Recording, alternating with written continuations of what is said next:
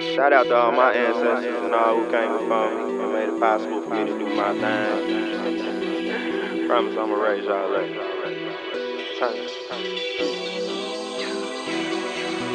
Pyramids, pyramids, pyramids under the sun. Pyramids Under the Sun. Written by Marc Payne. Edited by Ariel Smith Jacobs. Shout out to Prime Minister for the visual artwork and the signings. Pyramids Under the Sun. With gratitude, I give these words of truth. Food for thought to feed the minds of youth. You've always been lit, the light from the source. So remember who you are as you walk on your course. And when your time comes, full of fame and awards, recognize the real, the lies, just ignore. If you love yourself, you'll always have friends. Reach the light conscious, your kingdom won't end. Ecstatic, eternal, infinite bliss. I signed up with God and gave death a kiss. Every day, I long to more become a timeless pyramid, beaming under the sun. The prologue introduction. We are divine emanations and spiritual reflections of our Creator. My first pilgrimage to Africa was an experience that took place deep in my soul and will stay with me forever. I began to develop a love for the motherland, and as George Washington Carver says, anything will give up its secrets if you love it enough. The nature of my inner being had been dying to reveal itself to me, but I had not loved myself enough to receive the revelation. This trip introduced and guided me to the core of me, showed me the highest expression of self-love, and intertwined itself into the fabric of my holistic being. My experiences proved the validity in the laws of physics.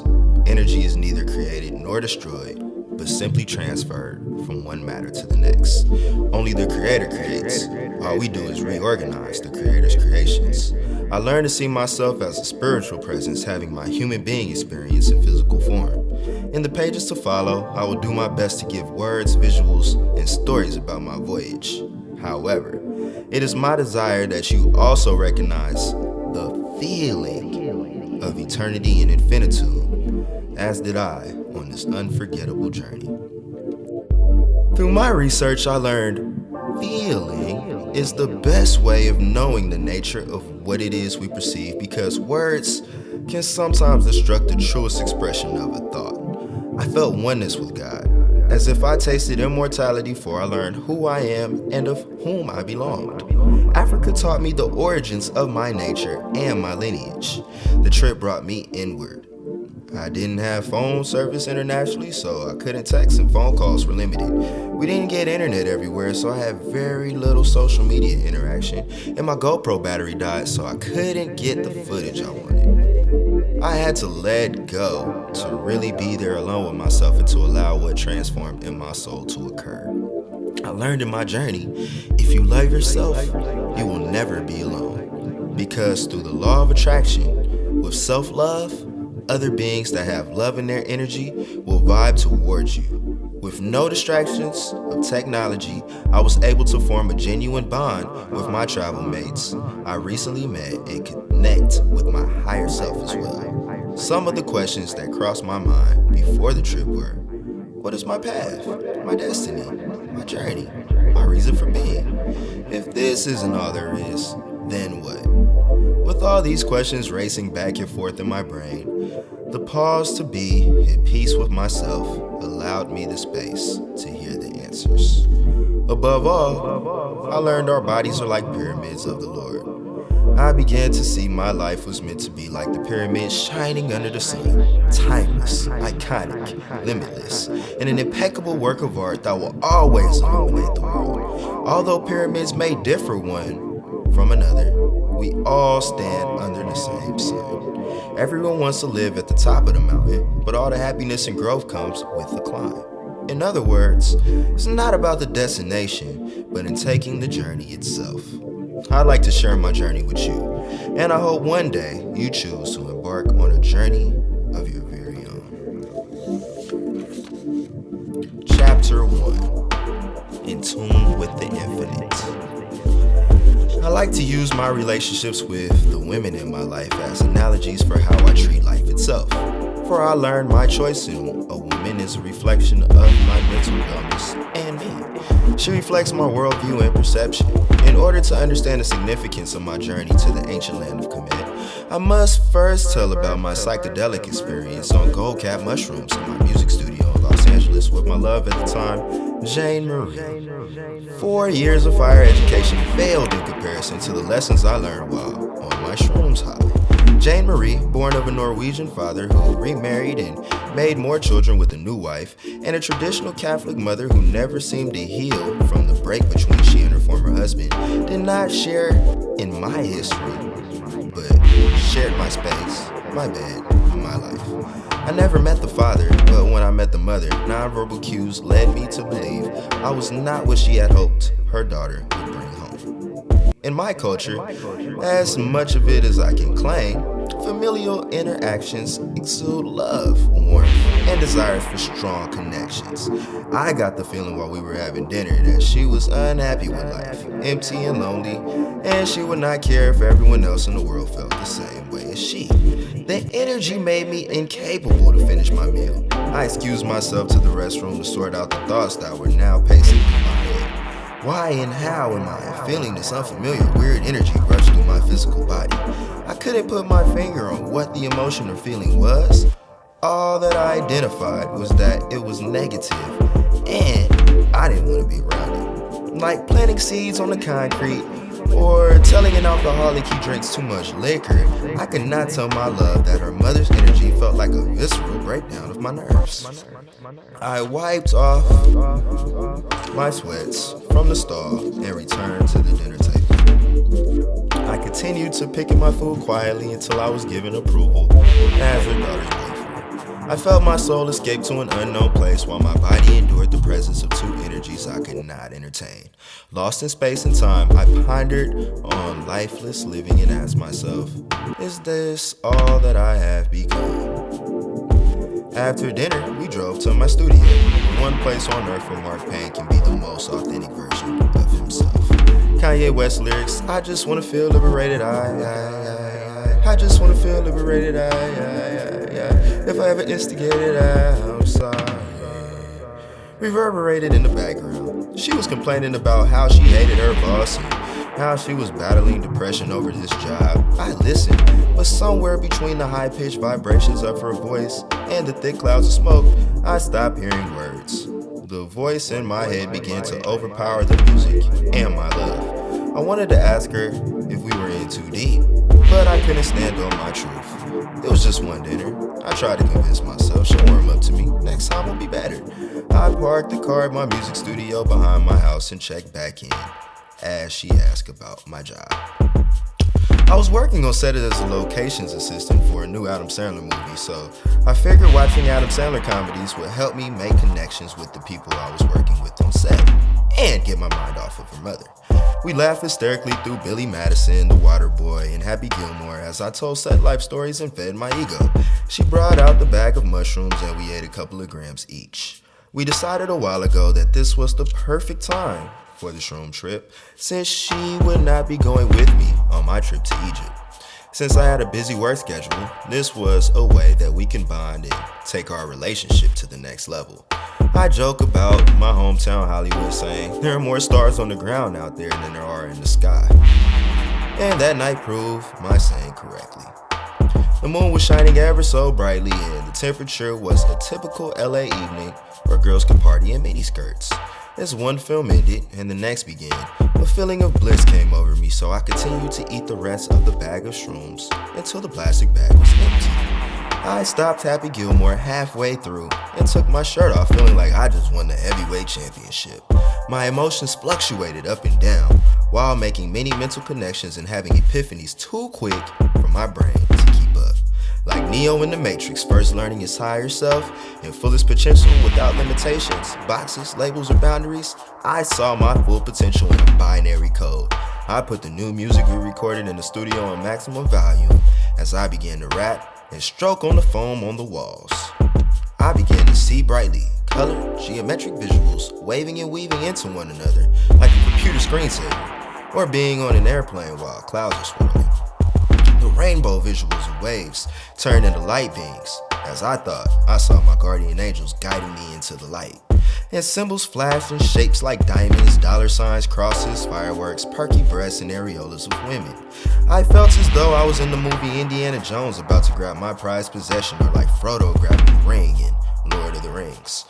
After rubbing on the foam in the studio for an unnecessary amount of time, I put on my new album and we began to vibe out to trap beats subbing loudly in the background.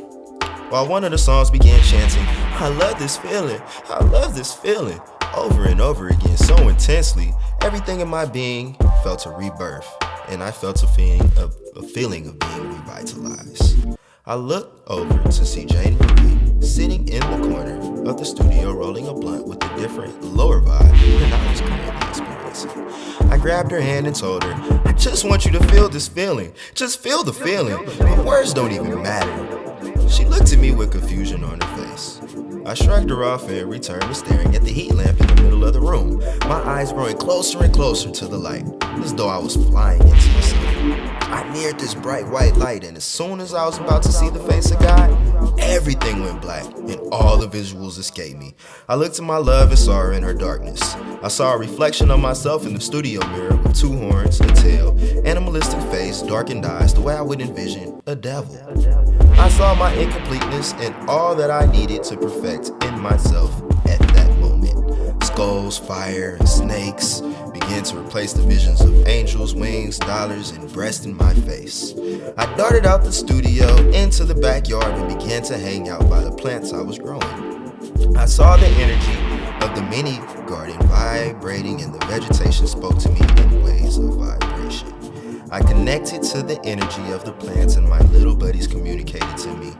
I too started out just as a seed buried in fertile soil. That was it. I was a seed, but my soil had long been unfertile. The death, the darkness, I had buried myself in soil, unable to produce life. I felt the conversation with my plants, and I left the conversation with them and came back into the studio during the song Cheers. In that moment, I felt the song to be about reincarnation, or about being infinite and getting to live life one more time and having one more chance at greatness. It starts, "Lord, know my life beautiful, stay fresh to the funeral. Gain the world and don't lose your soul. Wisdom worth more than cash and gold. Top of the top, I'ma climb. Job after job, I'ma grind. Hit shout out my guardian angels who get second chances like line after line." Woo! And after the song is playing, I got a rush of emotions, and again, everything around me went black. I grew nauseous and vomited a pure white light while Jane Marie rushed to console me. As she comforted me, I saw her emptiness and dark side once again. Trying to protect her feelings, but wanting her to get away from me, I told her, "I put blood, sweat, and tears into this place. A little puke isn't gonna matter." And I threw up. I threw up to the point I felt I was dying. I threw up everything I had in me, including my guts. I felt I looked death right in the face as I had nothing left to give out of my stomach, and the vomit was shining as if it were magic. I went to the bathroom to clean myself up. As I hopped in the shower head started spritzing water from all directions in all different colors. After a timeless experience in looking at the wallpaper and feeling the need to make a connection to my lineage of light, I ran from my bathroom to find my grandmother, who was visiting at the time. I slammed the studio door and busted into the back gate of the front house on a mission to get to my grandmother. I rushed into her room and woke her up. "Gramps, just want you to know, I love you." "I love you too, Marky. But just know, it's really a feeling. I'm upset that people you work with don't respect you the way that they should. They need to put some respect on your name, Gramps. You do too much for too many people to not get the respect and love that you need." "But I'm happy helping the kids because the kids always respect me. It's just the politics of the organization sometimes." "I just want to thank you for trusting me to live my life." "Yeah, you know, you were a blessing. Me and Papa tried to have a child before your dad, but it didn't work out, so when we got healthy, started making better lifestyle habits to try it again, we came. And 24 years later, we were blessed to see our lineage continue with you. I always said, the choices you make affect you for the rest of your life." Gramps, I just want to you know, I did quite a bit of shrooms tonight. So just know I'm gonna be great. And when I go places that not everybody else can go or have access into, just know I'm gonna be great. Just know wherever I'm at in the world, I've got protection. I got spiritual guides that got my back. I got angels all around me. I will be great. What do you mean I can't go with you? What you mean you did shrooms? Oh no! What? I'm gonna be okay. I made the choice just to do it this one time and give it to me. You know, your papa did psychedelics and that messed him up real bad. It almost turned him to a loop-de-loop and brought him into a realm or another dimension that Grams would call spaced out. I just want to be great. I know Papa was great. I can see his spirit now. He's with me along with all of my other ancestors, helping me into this light, helping me get lit. Oh no, Marky, I don't like this at all. I don't like this one bit. Where's Jane Marie? Did she do the shrooms too? I don't know if she did or not. She in the back, but I gotta go. I guess to go. I'm not feeling it right now. Huh? Not feeling what? Gotta go, Grams. I love you unconditionally, but I got to go. I rushed out of Graham's room and back into my room when I felt like spirits were chasing me into my bed. I placed my covers around my head like a 7-year-old making an imaginary fort. Jane Marie came into my fort. I wished her away because I simply wasn't feeling her vibe. She left to her car crying in. That made me more upset that I hurt someone that loved me. I went to the car to meet her and she met me halfway coming back into my room. I grew really sensitive to energy and began to feel vibrations at a new, higher level. I was always aware of energy, but now I was spooked by the foreign energies that I ignorantly unlocked. That night, I looked God in the eyes and kissed death on the lips. I went through both extremes of flying with angels to using weapons with demons, and I fell somewhere in between. I learned about finding balance during the peaks and valleys. I wanted to stay in the light or around the positive thoughts, but something kept taking me down to my darkness, and that I would always run away from.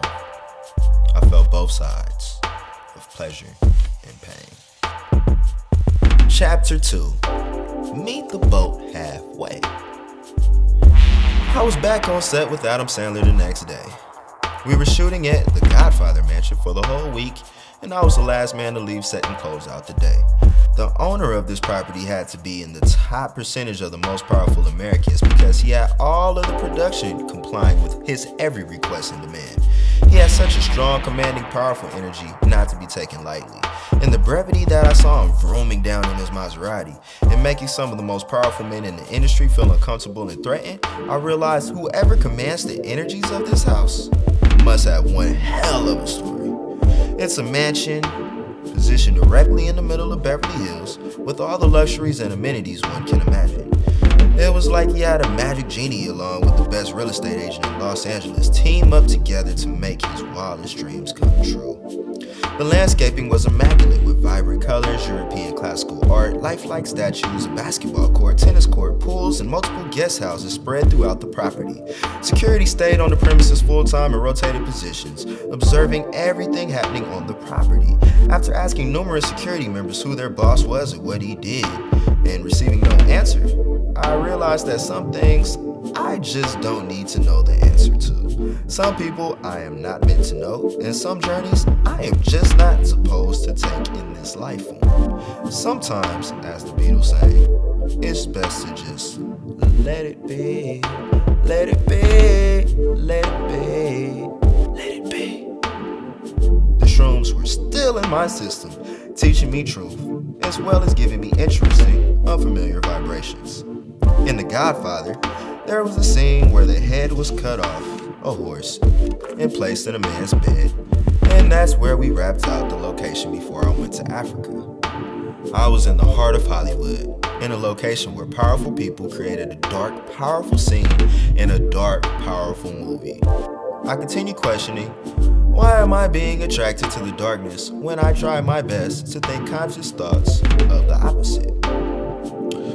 While being the last man out of the crew on the property, I began to reflect on my trip I'd be taking to Egypt. Just a few months prior, I was sitting in the service of Agape, where it was announced to sign up for the trip to ancient Kemet with my spiritual mentors, Michael Beckwith, Keely Beckwith, and Cheryl Ward. I had always wanted to develop a better bond with Michael Beckwith as my journey to optimism began with the movie The Secret, The Law of Attraction, and his words in the movie resonated with my soul. As the saying goes, when the student is ready, the teacher appears. And my spiritual guides appeared to me when the universe deemed me ready. I wanted to go to Egypt ever since my hip-hop mentors, the Jacka, Yuckmouth, and Mob Jr. introduced me to Infodici, Signetter, and Egyptian culture through YouTube. I wasn't the biggest history nerd as a child, as I seemed to have an attitude of, why should I care? And what's that gotta do with me? And what's that gotta do with right now or today? That attitude of mine changed when I got more into my knowledge of self. I began to see how the game always stays consistent and only the players change.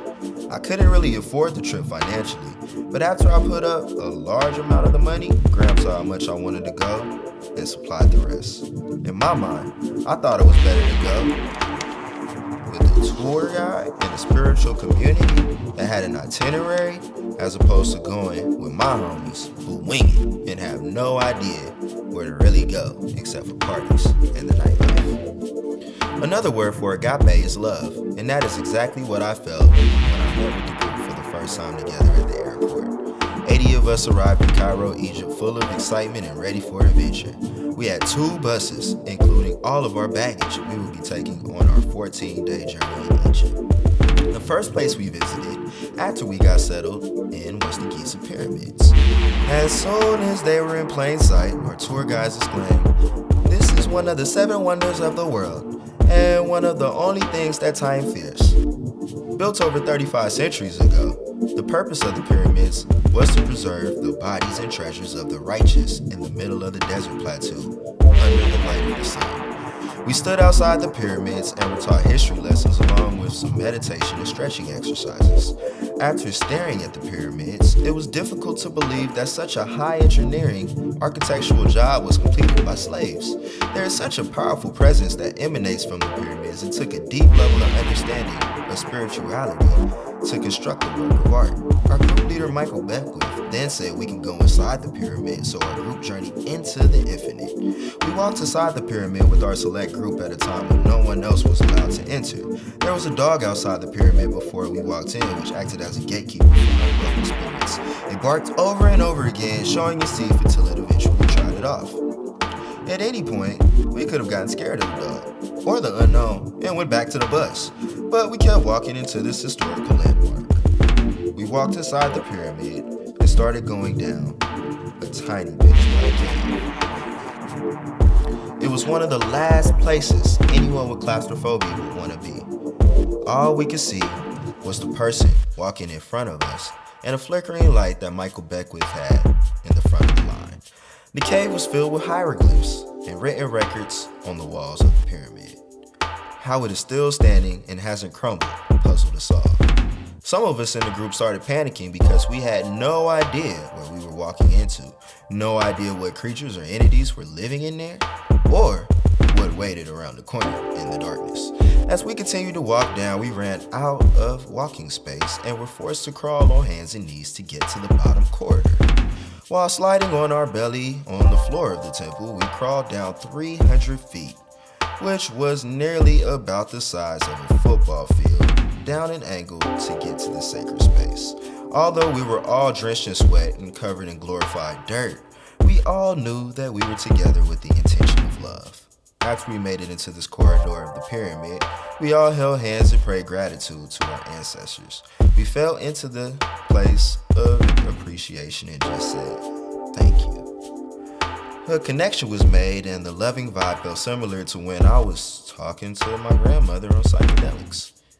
It was a comforting vibe saying everything was going to be what it will be. We followed each other out of the bottom corridor in the same way we came in and continued to ascend to the king's chamber of the pyramid. It felt like a marathon getting to the king's chamber and everyone was dripping in sweat. I was surprised that the elders made it up there as my roommate was tired and he played for the NFL's New Orleans Saints. If a football defensive back grew tired, I already know how Auntie over 50 and Grandpa were doing up and down all those stairs. Seeing them make it up those stairs gave all of us more willpower, determination, and desire to complete the journey, and it led us right to the heart of the pyramid. At that moment, I remembered the first time I lost my virginity. The burial chamber consisted of an empty tomb with smooth, immaculate walls and a polished ceiling. The floor seemed to be made of blocks of granite that could be about 50 tons per block. We were told by our guides that the Egyptians designed the chamber to withstand tons of pressure of the pyramid by building 5 low roof chambers that are covered by the blocks of stone, helping contain the room from crumbling inward. The lights went off in the king's chamber, and I could not see the person next to me. It was dark, but warm and comforting, like the womb of a mother who has yet to deliver her baby. We were told in the darkness that tombs were built as the home for eternity, and they had to be more durable than the palaces to withstand the test of time. As light comes from the darkness, so does darkness come from light. And just as those words were spoken, the light came back to illuminate the room. We traveled back down the winding stairs of the pyramid, outside into the sunlight, and were bombarded by Egyptian merchants eager to sell us their products.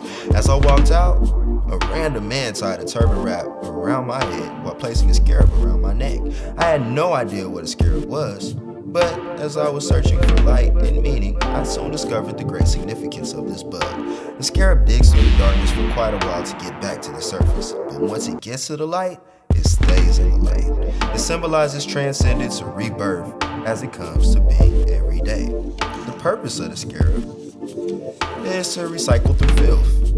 It eats the waste of other animals and improves the agriculture of the land, making everything around it better while doing so. It digs while on the ground and rolls its dung into a perfect sphere. Inside the sphere, it lays eggs, then buries into the ground and fertilizes. It comes into being every day, and there are no days off for the scarab, like it's no days off for the sun. They are small and in most cases overlooked, but a scarab not coming to work would be like custodians taking the week off. They perform an essential duty, often overlooked, yet valuable beyond measure. He said, "For you, my friend, $5. I reached in my pocket and gave him what he needed as we went to ride our camels to the Solar Boat Museum in the Sphinx. It was like I had nonverbal communication with the camel, and even though he smelled funny and had flies all around him, there was a love that came from the camel, like meeting your dog after a long day of work. After taking pictures in front of the Sphinx and asking questions about why barbarians used it as military target practice, our group went to satisfy our stomachs with a meal down the street. The Sphinx was in the shape of a lion's body with a high priest's head. It symbolizes that we must master animal nature while at the same time rising to our highest spiritual nature, like priests or priestesses. As we sat down with the Sphinx in the background, my higher self told me to only eat vegetables or stay on the plant path. However, since it was 80 of us wanted to eat at the same time, I went against my higher self and picked up the first plate of food that came my way with chicken, beef, and lamb. As I cleared the plate and licked my fingers afterward, I began to receive weird noises from my stomach. The bus ride back to the hotel was miserable and filled with interesting noises and offensive smells. I rushed to my room as quickly as I possibly could and spent the next 6 hours on the toilet praying to the porcelain. I learned a lesson in that moment about the food I decided to put into my body pyramid. Everything is either life-giving or life-threatening. Everything is either life-giving or life-threatening. My roommate asked, "You alright, bruh? Sounds like you about to die." I never heard anyone make that kind of noise that you're making. I told him to call the doctor and get someone to help. The Egyptian doctors came in my room and gave me a shot in my buttocks with some Arabic drugs I couldn't even read. Just as I was starting to feel better and lie down in bed, my roommate informed me that the bus was going to leave for the airport to Aswan in 30 minutes. It took everything I had in me to get out of bed and pack my things to get to the airport. My body wanted to just stay in the bed and heal. The doctors even recommended it. I suggested it to my group, claiming I had insurance, and my roommate expressed he'd feel better if I came on the journey because there were mothers and doctors in our group that had my best interests at heart, while leaving me at the hotel was leaving me with the unknown. I mustered up the strength and made it to the airport. Different group members came to my aid when they saw me struggling and offered to give me support, love, charcoal, drugs, vitamins, minerals, and any other remedy they use for sickness. I made it to my seat without vomiting and fell asleep on the plane, waking up a few hours away from Cairo. I awoke in a foreign land with replenished energy. I walked sluggishly behind the rest of the group into the magnificent temple of Ramses II. A random voice from the distance shouted, "My cousin, my cousin!" And numerous Egyptian temple trustees ran to greet me with open arms. They showed me writings on the wall and pointed out many symbols of power and truth.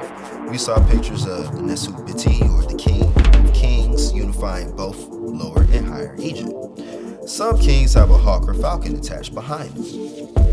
When connected to nature, we learned that the falcon, hawk, and the eagle fly higher than any other bird.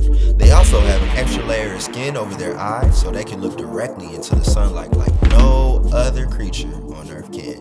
There is no rivalry to this bird in the sky, and it can spot a mouse from a leaf while hovering at least a mile in the sky. Even air pilots imitate falcons to calculate the speed of light and how to fly in the wind. When they perch, they set up their foundation and nest on the highest tree in the sky. I got excited and took a picture by one of the statues after learning the symbolism and ancient meanings behind it. One of the trustees even let me take pictures holding the golden key to the building. I gained a boost of energy from our temple run that day. We left the Temple of Ramses and went to the Nubian Museum that had many interesting historical items and knowledge. What stood out the most to me was the picture of a man putting a spear through a crocodile. When I asked what it symbolized, the guy replied, "The crocodile or sobek symbolize time, and the crocodile will only bother you if you are out of balance with time or in lower nature." The man depicted with the spear is the hero, or you, killing your animal nature to ascend to your highest self and master time. The next lesson learned concerned matters of the heart. In a picture of a scale holding a heart weighing less than the feather on the opposite side, the symbolism expressed the necessity to release all burdens that weigh down the heart. Our hearts are to be light and free, open to give and receive light and love. Many artifacts are dated before 2500 BC, and they were sculpted or painted to timelessness and perfection. We exited the museum and went to our floating hotel for the next few nights as we sailed down the Nile River. The Nile River is said to be the spine that brings all of the other chakras or land territories of Egypt together, the life force. We started north at the top of the spine by the Mediterranean Sea and traveled down the river. It was easy to connect how abundant the ancient people of the land were. When the unclouded sun was shining every day and the Nile Delta offered the perfect environment for any seed to grow. The floodwaters of the Nile provided the means for growing a wide variety of grains, vegetables, and fruits along with wheat and barley used to make beer and bread.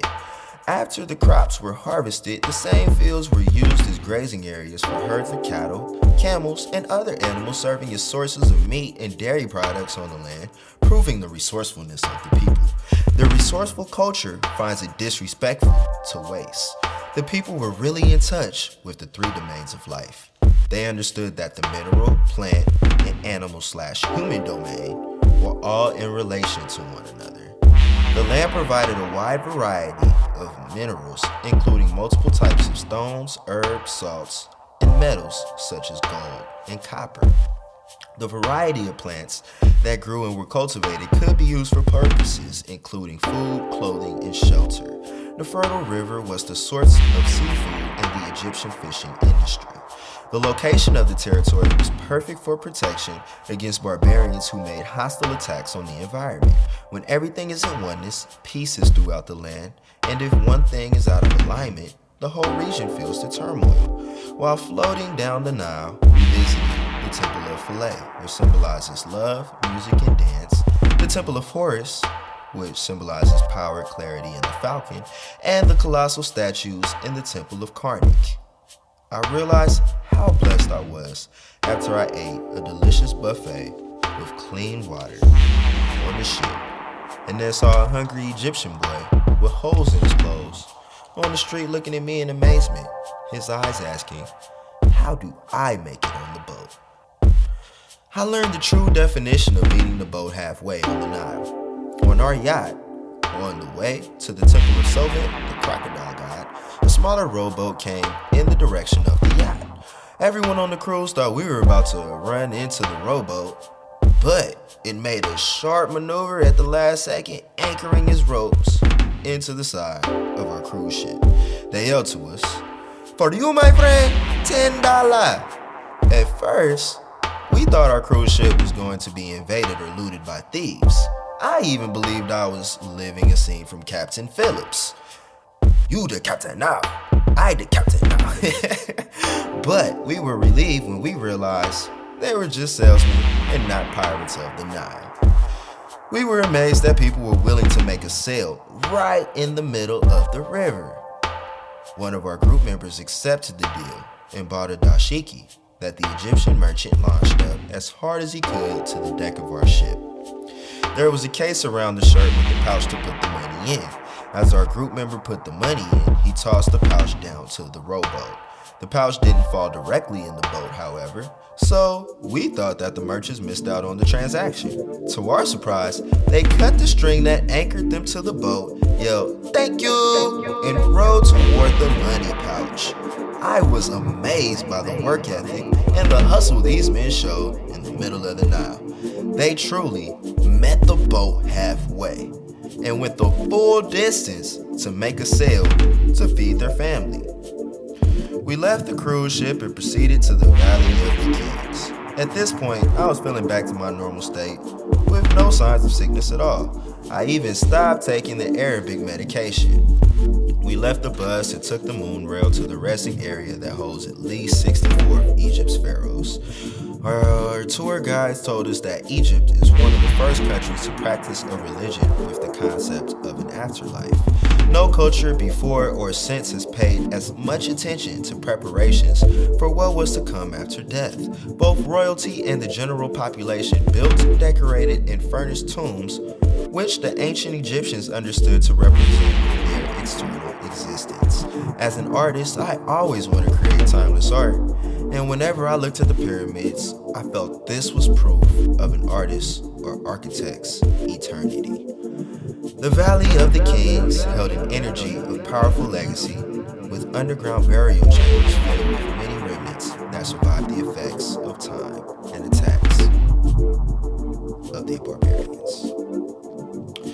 My European friend Ronnie and myself anxiously led the group as we were the first to walk into this cave that had all the symbols and hieroglyphics in color. It was easy to imagine the place in its glory with gold and precious metals surrounding the place like a lavish mansion. But a lot of the other temples were like mummies. All one sees is the skeleton, the outer layer, or what used to be before the valuables were taken from the dead. As we kept walking toward the end of the cave, there were 3 tombs. After I passed the first tomb, the smile wiped off my face, as I got the vibe to be respectful. As I walked closer to Ramses' casket, I was urged to come closer toward his spirit, as if one just got the news. It was a homicide down the street, and it was a brother out on the chalk. As I leaned in and put my hand next to the symbols by his casket, a powerful energy swept over me. It was a divine presence that I felt substantially overpowered my own aura, to the point I was extremely humbled, like staring God in the face and disturbing what is supposed to be undisturbed. I moved back, putting my hands in the prayerful pose, as if non-verbally apologizing for waking up a grizzly bear from a nap. Ronnie murmured, "I feel this wave of unconditional love." I exclaimed, "I'm glad that's what you feel, because I'm sure exactly what I'm feeling at this moment." With my hands in the prayerful pose, I continue to give gratitude for life and say thank you for literally anything that came into my mind. As I moved back away from the tomb of Ramses, this powerful voice came into my head and communicated a message. The voice said in a solemn, deep, powerful tone, "They took everything from us." As this message came through, I began weeping uncontrollably and began to think of my father who died of leukemia, my uncle who died of heart failure, my brother who was murdered on Crenshaw, my Uncle Ed who died of cancer, Muhammad Ali, and other inspirational figures in my life, as I viewed kings with a purpose. I did my best to hold back the tears, but I could not contain the emotions. I never cried at the funerals, and I was getting a sensation to just let out all the tears I never cried. I released whatever blockages I had inside me. An older lady from our group put her arm around me and asked what it was that happened. I replied, "I got no words for this," and began to walk out of the cave towards the light. While walking to the light, that strong, solemn voice came back to me and said, "So what will you do about it?" I hurried along outside to where I held myself, chanting over and over again, "Self-love, self-love, self-love." Now, self-love to me is the ability to totally trust and value your inner self. This means you must be aware of your likings and dislikings, tendencies, desires, and needs. We must attend to our being with a lot of vigilance. This, I feel, is how you express love to yourself. It is much deeper than pampering or taking yourself to a concert. To demonstrate self-love the best, I learned to pay attention to when I am violating my own energy by being somewhere that I know is no longer serving me. I must know when I am compromising or putting my body under tremendous stress to truly do things I do not want to do. It requires an immense amount of self-honesty. To gain the highest self-love, one must first have enough courage to be honest with the world around you and everyone included. While walking to the Valley of the Queens, I could not get "they took everything from us" out of my head. Who are they? What is everything that got taken? Why am I connecting or hearing voices with them? I was confused with so many questions. I didn't even have the words to ask. So many thoughts ran through my head. Aren't we all the same? Why is there even an us versus them? A lot of white people love black folks more than we love ourselves. Even my own girlfriend is Norwegian and she has more respect for black culture than some of the black women I've dated. I'm not even full African. I don't even know if skin color or race has anything to do with it. Our bus passed by some kids on the way back to the hotel and they gave me the physical gesture of hunger. While the kid put his hand of imaginary food into his mouth, I looked away as I didn't want to lose my comfortable position on the bus. While my group made a restroom break, the kids continued to look at us out the window with the saddest "feed me" eyes. The voice in my head said, "If you don't look after the little homies, who else is gonna do it?" So, I acted on that voice, got up, and the money I was gonna spend at the bazaar to buy random gifts and impress my female friends in the States, I spent on being Oprah in the hood and giving every kid that ran up to me $1. It started with a small group of 5, but after their excitement grew, more groups came from out of nowhere, and before I knew it, my cash was gone. They were so excited, and their excitement made me excited. They really felt the value of that dollar, and I could tell they appreciated it more than some of the homeless on Skid Row back home. I walked back to the bus, and other members came down to take pictures with the kids. It was not my intention to take pictures or exploit them in any kind of way. Rather, just show them that Americans be cool too, and not everyone wants to take everything from you. I was feeling like, hopefully, I would heal the hatred for Americans inside of an Egyptian kid, assuming that kid was already filled with animosity with plans of one day joining a terrorist group. Yet, I learned a lesson that giving does not always turn out how you want or expect, and one must give from a place of love and expect nothing in return. Chapter 3. You've always been lit. The remainder of my journey in Egypt was now seen through different eyes, a higher consciousness, a new lens, Literally. We must have gone through security 50 times in 2 weeks. We begrudgingly teased that by the time we got back to America, our luggage would have cancer. And we were constantly getting screened before we walked into anywhere. At first, I was irritated walking through the metal detectors to go to the temples and museums. But now, I was thankful that someone wanted to protect the last values of the land. In my opinion, there should be a protector to ban off dark parasitic energies that drain and suck the life force out of an object. If no one or nothing is there to protect, everything worked for and acquired with love can quickly change possession. I started seeing the men working as protectors of what was valuable to them, as opposed to ISIS with guns. The economy basically depends on tourism, and many Egyptians are employed as trustees in temples or workers around the museums. Some of the natives we encountered even told us, "It's safe. Bring your friends next time and tell them to visit us." We met many street merchants and men who set up their own type of business to feed their family. We saw a lot of houses with unfinished roofs because they don't have to pay the government full taxes if the building is incomplete. Like a lot of other things in the land, it was a scam, finesse, or hustle. That seemed problematic and peculiar to me, but hey, that's what our tour guides revealed to us. At the Temple of Hathor, goddess of love, my roommate and I had an interesting conversation in the Immaculate Conception room. We began to speak on how a lot of things were remixed or bit from the Egyptian culture. We spoke on how we could improve our health, on the legendary holistic healer, Dr. Sebi, who found the cure for AIDS and other diseases, and on the true nature of beings. My roommate blurted, "Back home, we are integrated, but not liberated. It's like polar bears raising grizzly bears. Sure, they are both bears, but they differ in nature.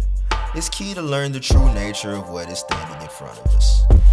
He revealed to me, "People have been studying our culture for years, but what do we know about the people who study us?" As I reflected on those words, I did not know how to feel or what to think as we left the temple.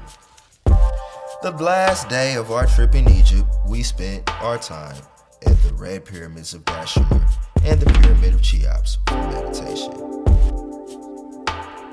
I began to develop insight on why the pyramids were constructed as I developed insight on the beliefs of the ancient Egyptians. The ancestors believed the dead would go on to the next world or another dimension, which was filled with happiness and a life better than they had known on earth. In order for this to occur, they had to somehow keep their bodies preserved for the next world. This led to the process of mummification. Each body was embalmed and wrapped in fine linen. Once the process of mummification was complete, the body was buried with its most prized possessions. These prized possessions included jewelry or other items that helped them live comfortably in the afterlife. The ritual was made popular through the preservation of kings' tombs. However, it appears that this burial ritual was of real importance to all the citizens of the land during the time, and not just the royalty. Not having a casket or being mummified was the worst disrespect in those times, because it was basically saying no one loved this being enough to preserve the body. So once the dark energy dies, that soul dies forever with no preservation. Without mummification, Egyptians believe that negative, dark, problematic souls will go to a place that will die forever. As long as the physical body was stored, there was a home for the soul, and that soul can wander freely as it wishes in the afterlife or be in eternal peace. In order for the ancient Egyptians to preserve their bodies, they had ceremonies and found ways of keeping everything intact to last forever. The first ceremony, called ritual purity, ensured that the body was thoroughly cleansed. The second ceremony was preparing the body for the mummification process. The third ceremony, known as the opening of the mouth, would require the dead subject to be laid in front of statues that resembled the deceased. Mummification was only one part of the whole burial process. The second part of the process was to preserve the body in sacred and secret locations due to the concern of having the bodies disturbed by unbeknownst tomb raiders. Since possessions were buried with the dead, Barbarians had no problem stealing gold from the dead because, after all, the belief is how can you steal what is real, alive, and valuable now from what belongs to a dead person who can no longer use them on this planet. Tombs were built as the home for eternity, as they had to be more durable than the palaces of everyday life to withstand the test of time. Tombs were considered the place where a king could make his successful journey into the afterlife. Statues were also an important part of the burial ritual and were a form of insurance for the dead. Papyrus rolls were placed and wrapped within mummy bandages between the legs of the dead person, as they contain magic that helps the dead person make it to the afterlife. With the ideology of afterlife journeys embedded in the minds of ancient Egyptian culture, the construction of pyramids began to make more sense as to why the pyramids would better serve the needs of the top pharaohs throughout the centuries. After leaving the pyramids, I told Michael Beckwith my life story as he chimed in, "Sounds like you're here to heal your lineage." Those words resonated with my soul, and I felt a sense of clarity. I just wanted to be the face of God and shine the light that lights up the world. I felt as if I were given a second chance, a renewal in life, an opportunity to start fresh, and my heart did a lot of healing. I did a lot of forgiving and let go of a lot of grudges and misconceptions about myself and the expectations I placed on my life. On our way to meditation, Michael Beckwith pointed out that Moses was so excited when he went up to the mountain and saw the burning bush because he realized that the bush was eternal and inside of him. With this excitement, he went down to tell everyone he knew that, "You've always been lit. You're the light that lights up the world." But some people didn't completely understand what he meant. Moses was revealing a secret that many prophets continue to stress to the world. The truth about our nature and divine being. You are the light that lights up the world if you so choose.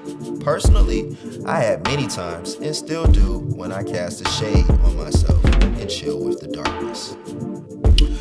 The sun is always shining, but sometimes clouds get in the way, so it's not in position to shine as bright as it can illuminate. However, just because we can't see the sun from our perspective on Earth because of what is blocking it, does not mean that the sun did not come out and do its job that day. Sometimes the sun has to be positioned in a way so that it can shine through the clouds or whatever is trying to block it. I learned how melanin is related to soul or the light. The best time to sun gaze or charge up is in the morning, because this is when a lot of other human beings are asleep. If you stand, you can feel that initial energy of the light in the morning. The light is looking for entities or energies to communicate its infinite potential with, and the early risers seem to benefit with some breakthrough ideas and aha moments in their morning meditation. This early bird gets the worm is the expression, and I think it goes deeper into the early bird gets the first idea to catch the worm. While everyone else is sleeping, the infinite source energy finds the entities who are awake, available, and receptive to communicate the divine ideas of the universe. It's like having a radio in your head, and you are tuned into the station Heaven FM, hosted by your highest self.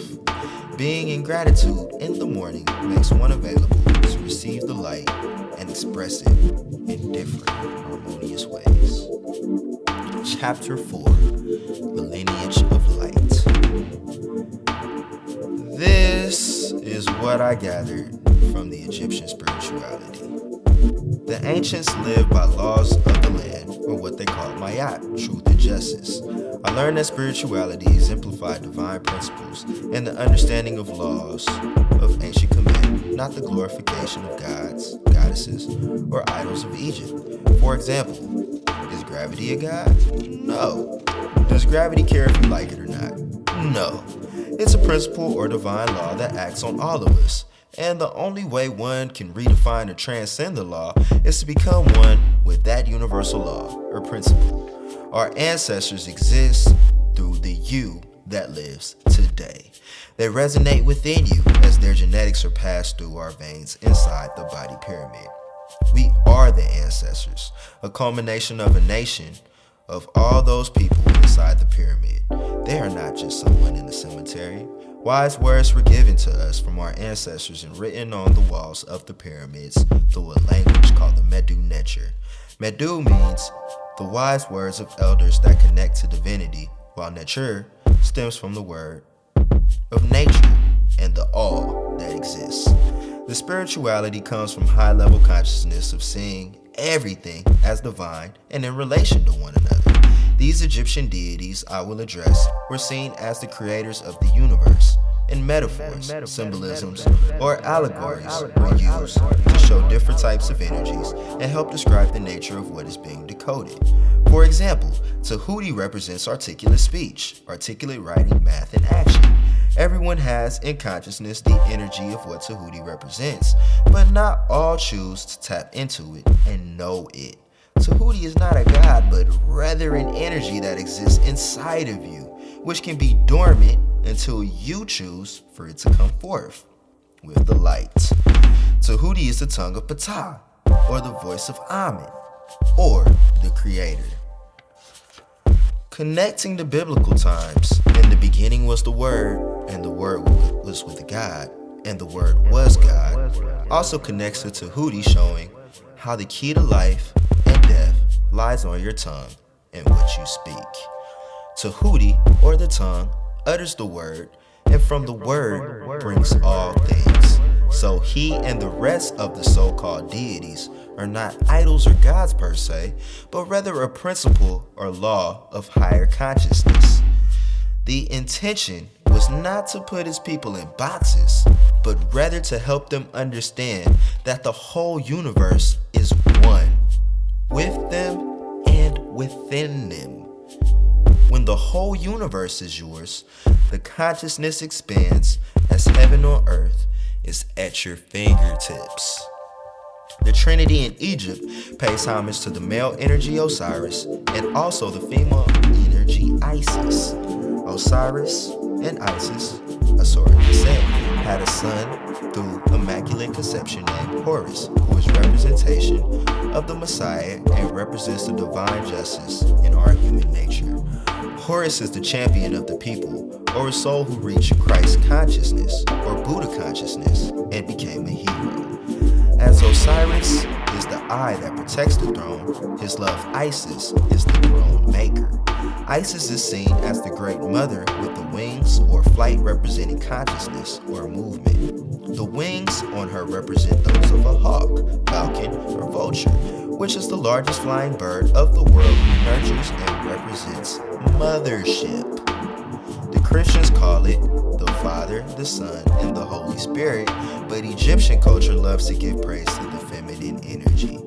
The ancients acknowledge that it is a balance of each other's energies and love that brings forth a new hero into the world. They all represent principles and laws that help govern human beings. The principle of air or fire, who is Set, whom some call evil, but it all depends on the perspective. For example, your immune system likes a good rumble and constantly fights diseases away every day. Role of Set is to slay the enemies of Ra, so if aligned with the light, Set can be seen as a protector. However, in Egyptian mythology, Set is portrayed as the enemy that killed and mutilated his brother Osiris. Isis searched all over the land in the Nile to reassemble the body parts of Osiris's corpse and embalmed him with her sister Nephthys. Through love, Isis did her best to put Osiris back together again, but struggled. The son or student of Osiris, Horus, sought revenge upon Set, and the myths describe their conflicts in detail. Like Simba in Disney's The Lion King, Horus returns back to his roots. Chapter 5, The Return. Stand on your truth.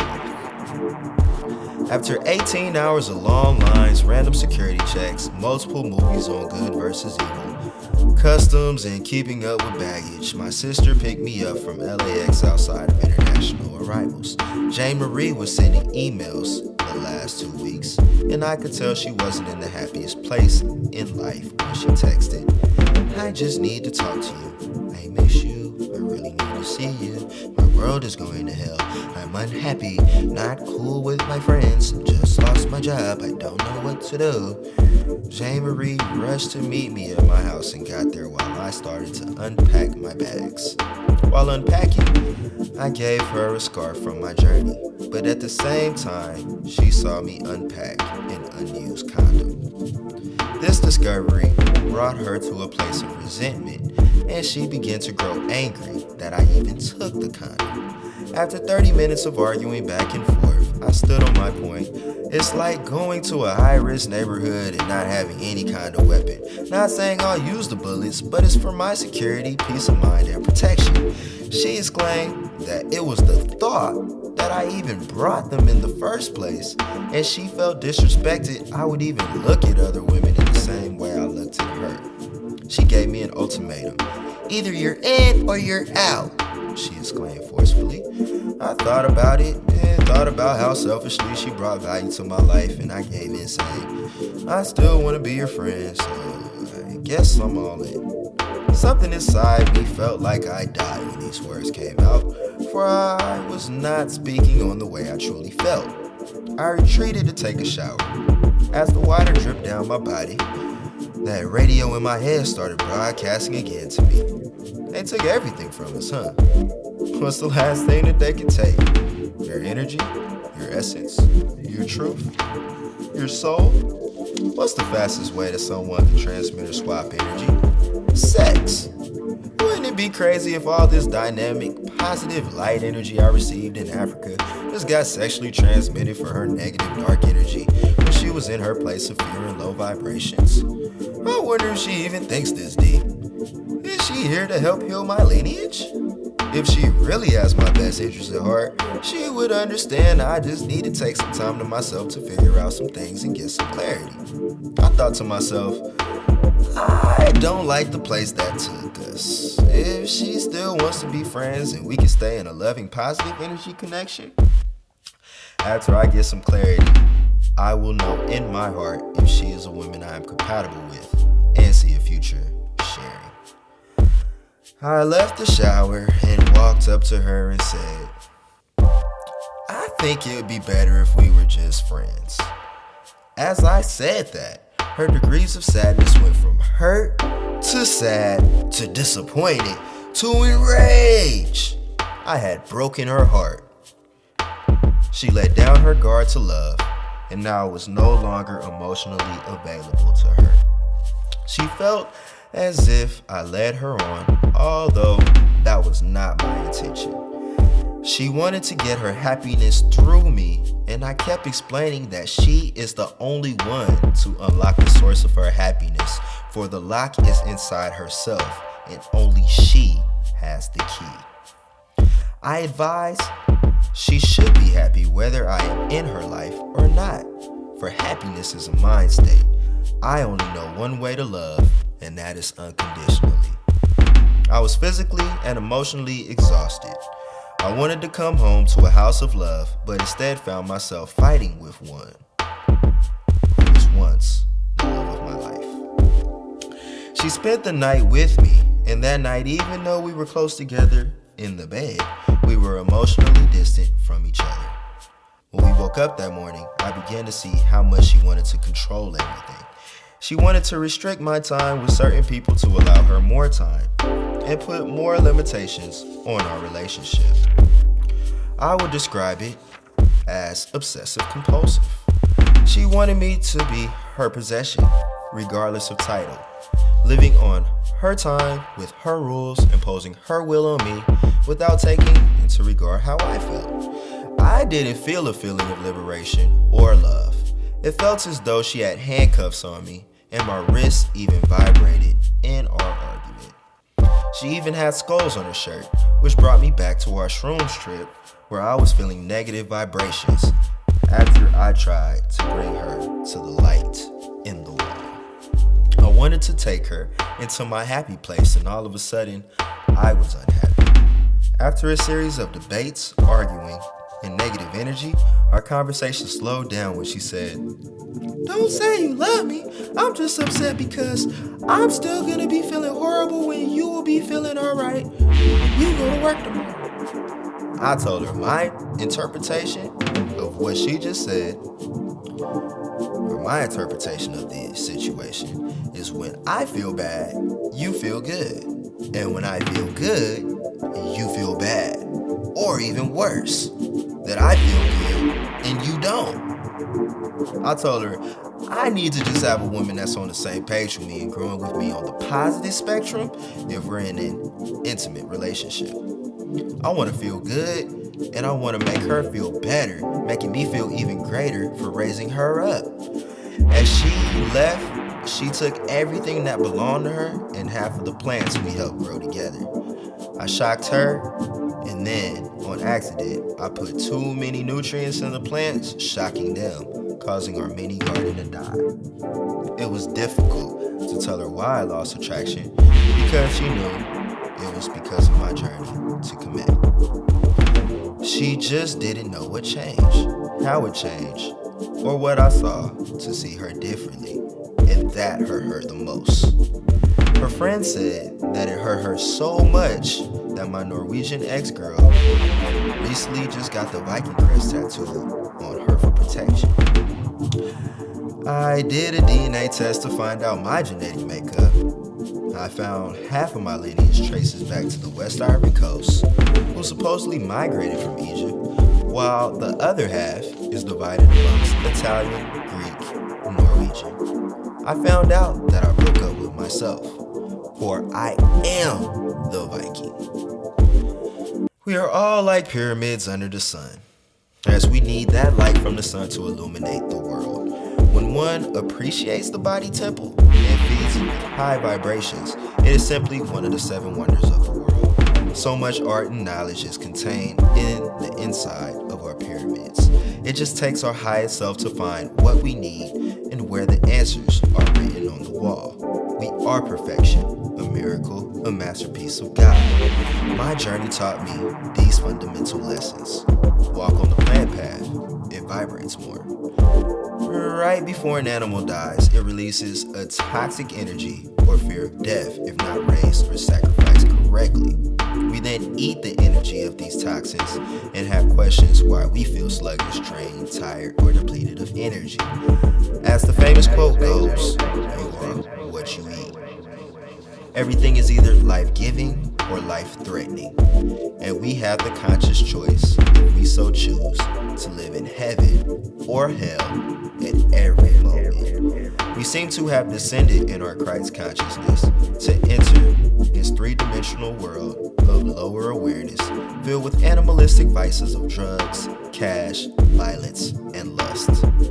Self-love as the main priority was another fundamental lesson, along with healthy boundaries for all beings.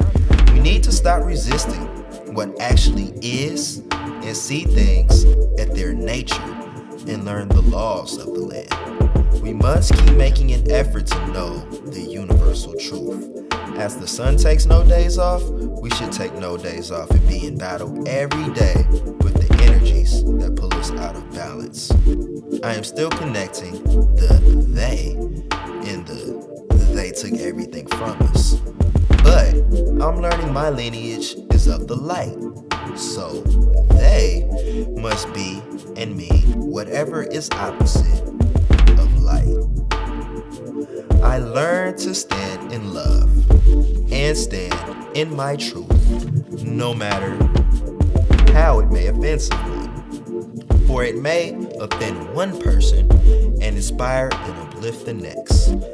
I'm still having awakenings, and I'm still learning to walk my destined path as I listen to the inner voice within myself a lot more than ever. Life is what you make it. Since all we can do is learn from the past, there is no time or moment more valuable than the present time and right now. It's all about the journey of finding balance, gratitude, and love. Hopefully, through my truth expressed in these words above, You too will find truth and clarity on your journey to find your highest self and find your pyramid under the sun. This audiobook is recorded by Marc Payne. Acknowledgements. First, I would like to acknowledge God and say thank you for the miracle of love. Special thank you to my mother who gave me life in this world. Without her love and guidance, I wouldn't be able to give you this work of art. Special thank you to Ariel Jacobs who took the work to the next level with her diligence and expertise. I would also like to thank my mentors Akili Beckwith, Keith Mitchell, Michael Beckwith, Cheryl Ward, and the numerous other light beings part of the Agape spiritual community who helped me get in tune with the infinite on this journey. I would like to acknowledge our tour guides Joe Kita, Dina, and Noha who gave access, organization, and a wealth of knowledge on the ancient land. I would like to thank Simran for her yoga sessions and expertise on the physical body while she organized early morning sessions under the sun. I would like to acknowledge the Mob Vegas Camp who got me in tune with Egypt through hip-hop culture and Mob Jr.'s introduction to Infudishi, Side Netter TV, and other Egyptologists. I'd like to thank the woman in my life at the time for being a muse and an inspiration. It was not my intention to hurt, rather to love in a way that liberates. I'm so thankful for the moments that we shared. I'm thankful for all of the knowledge and truth that was delivered to me by my ancestors or spirit guides in this month time span of events. I am in gratitude for the love of God and the light that shine on my face. It is my intention that you will find the peace that passes all human understanding through some of the light in these pages.